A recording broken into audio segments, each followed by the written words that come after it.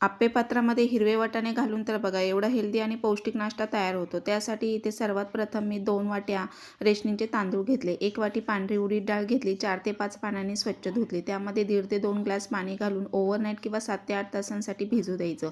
भिजल्यानंतर इथे मिक्सर जारमध्ये थोडे थोडे तांदूळ घेऊन अगदी ग्राइंड करून घ्यायचं आहे, बारीक पेस्ट तयार करून घ्यायची।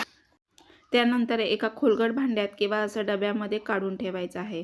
तर बॅटर बघा हे अशी कन्सिस्टन्सी ठेवायची आहे। त्यामध्ये थोडं थोडं पाणी घालून पूर्ण सगळं मी बारीक करून घेतलं आणि एका डब्यामध्ये मी झाकण लावून आता ओव्हरनाईट किंवा 7 ते 8 तासांसाठी आपल्याला पुन्हा असंच ठेवायचं आहे। एवढं छान हेल्दी नाश्ता तयार होतो। तर बघा एकदा बनवलं तर तुम्ही सारखंच बनवाल।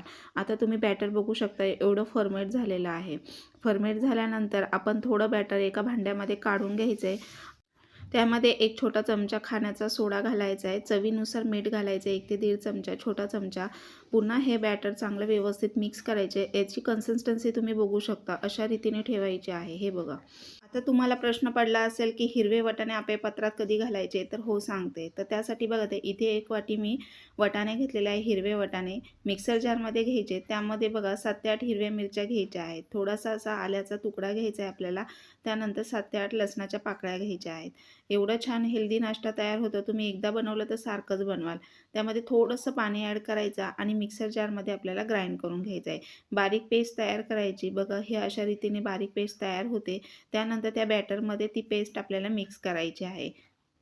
जास्तीचं पाणी घालायचं नाही, बॅटरची कन्सिस्टन्सी तुम्ही अशा रीतीने ठेवायची आहे। ते पूर्ण बॅटर आपण त्यामध्ये मिक्स केलं आहे वाटाण्याचं आणि चांगलं मिक्स करून घेतल्यानंतर पुन्हा इथे मी थोडंसं मला मीठ कमी वाटलं म्हणून मी थोडं मीठ इथे चवीनुसार टाकलेलं आहे।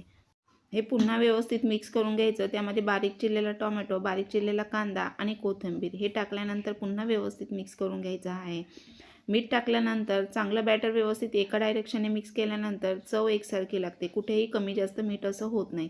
त्यानंतर आप्पेपात्र गरम करायला ठेवलं, त्यामध्ये थोडंसं तेल प्रत्येका याच्यामध्ये घालून घ्यायचं आहे आणि नंतर थोडं थोडं बॅटर चमच्याने असं व्यवस्थित टाकून घ्यायचं आहे।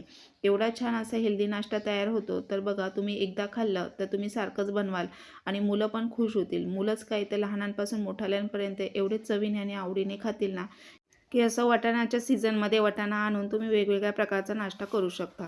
तर आता 1-2 मिनटं झाकण ठेवायचे आणि झाकण नंतर काढून पुन्हा आपल्याला पलटी करून घ्यायची आहे।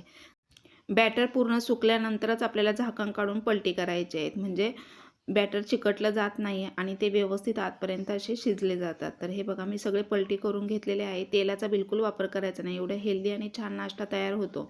तर तुम्ही असं भरपूर प्रोटीन असलेला हेल्दी नाश्ता तयार करू शकता। तर हे बघा चटणीसोबत, सांबारसोबत असं सर्व्ह करू शकता। झालं आहे ना छान?